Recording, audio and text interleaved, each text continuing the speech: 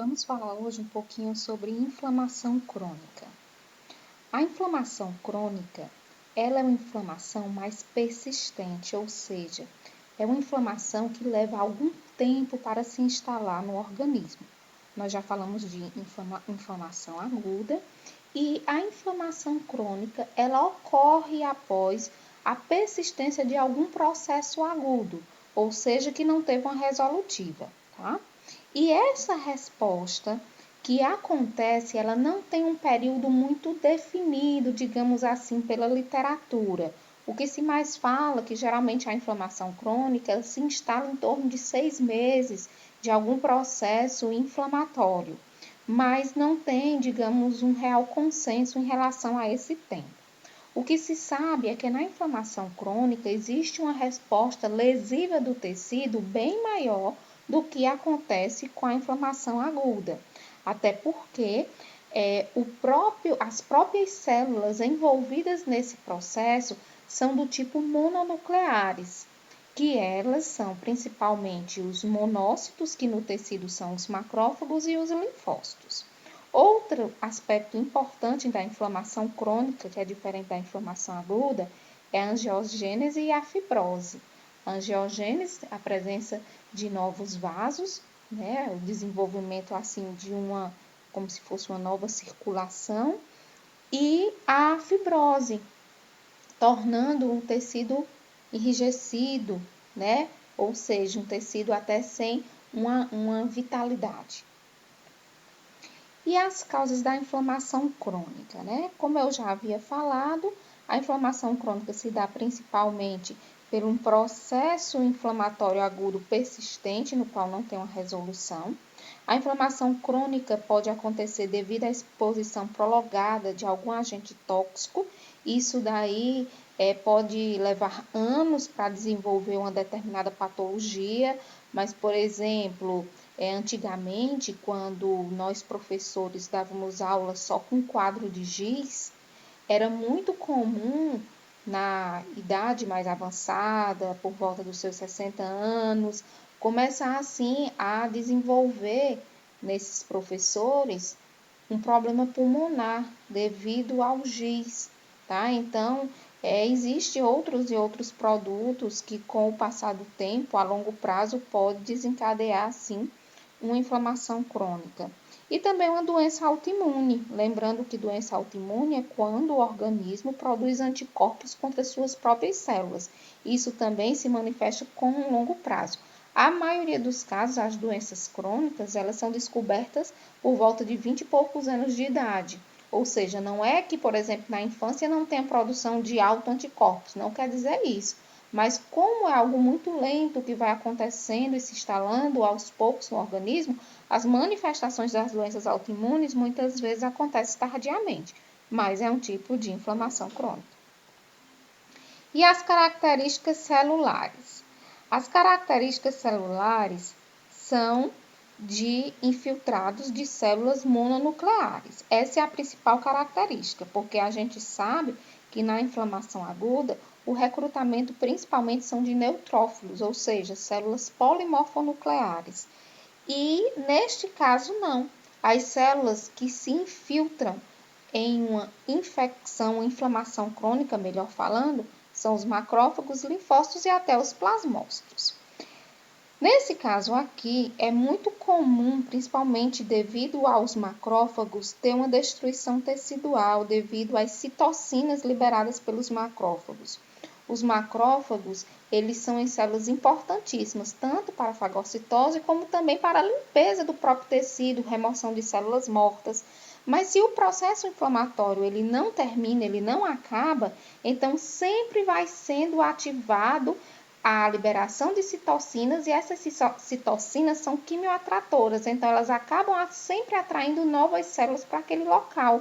E assim, a quantidade exacerbada a longo prazo dessas citocinas sendo liberadas, elas acabam danificando o próprio tecido, tá? Então, ocorre uma destruição tecidual persistente devido a essa inflamação ela não ser controlada.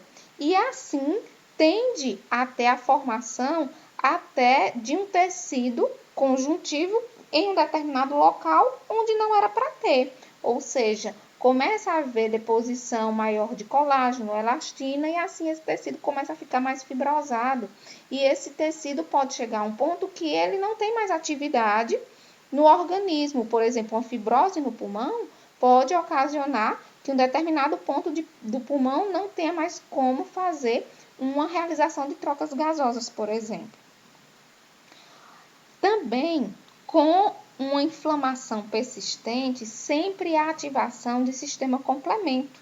Que o sistema complemento a gente já viu, né, no início do nosso semestre, que é a ativação daquela cascata de proteínas, onde uma proteína vai ativando a outra e assim vai liberando substratos, podemos falar assim, componentes C5A, por exemplo, C3A, C4A e o componente B, que é C5B, C2B, C3B. Só que lembrando que, por exemplo, o C5A, o C3A, eles são quimioatratores. Então, se esses produtos forem sempre produzidos devido a essa ativação da cascata, mais células vão chegando ao local de infecção. Como também é muito comum nas inflamações crônicas ter ativação de plaqueta, aumento de plaqueta e formação também, assim, de pequenos trombos. Uma vez que a inflamação persiste, ativa a cascata de coagulação e assim ativa também a agregação plaquetária. Outro ponto importante é a existência de grande quantidade de macrófagos no local da lesão. Gente, esses macrófagos, quando eles estão em grandes quantidades, eles podem até mudar sua estrutura morfológica.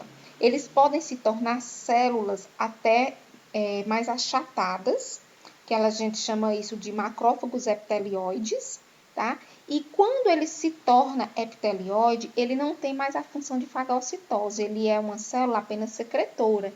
E isso daí vai também ocasionando uma modificação assim na estrutura daquele tecido. A produção de grande quantidade de radicais livres acontece, né? Os radicais livres, eles são produzidos, por exemplo, pelos macrófagos ativados, o peróxido de hidrogênio, tá? Ele danifica o tecido se estiver em grande quantidade, ok? Então, esses radicais livres, se produzidos em excesso, ele não mata só o agente infectante, ele acaba danificando o tecido também. E uma característica importantíssima da inflamação crônica é a formação do granuloma, tá? Esse granuloma, a gente escuta muito falar quando se fala de tuberculose. É muito comum falar de tuberculose e falar de granuloma pulmonar, porque é uma característica, sim, da inflamação crônica no processo de tuberculose. Nesse caso aqui, ocorre a grande infiltração de macrófagos, linfócitos e esses macrófagos epitelioides, como eu já havia explicado. Existe também, por exemplo, até na tuberculose, no pulmão, também a formação de células gigantes. Essas células gigantes, elas contêm aproximadamente 20 núcleos, ou seja, o grande filtrado de células para aquele local faz com que se desenvolva, né, como se fosse uma célula única, e assim é chamada de células gigantes. Essas células gigantes, elas são compostas basicamente por leucócitos mononucleares. Precisamos lembrar disso, tá? E o granuloma, assim sendo, tem a deposição de fibroblastos e tecido conjuntivo, né? Como eu já tinha falado, essa fibrose causa aquele determinado local uma inativação da função daquela célula. Aqui é uma foto que eu coloquei para vocês para mostrar assim o aspecto do granuloma, né? Ao redor você nota, né, muitas células grandes, células gigantes, no meio, né, um infiltrado grande de células mononucleares, e esse tecido começa assim a fibrosar. E vamos falar um pouquinho de tuberculose, porque é uma inflamação crônica muito comum no nosso meio, que tem cura hoje, já matou muitas e muitas pessoas, mas hoje tem cura. E essa inflamação crônica, ela leva muito tempo para, assim, o organismo conseguir se restabelecer.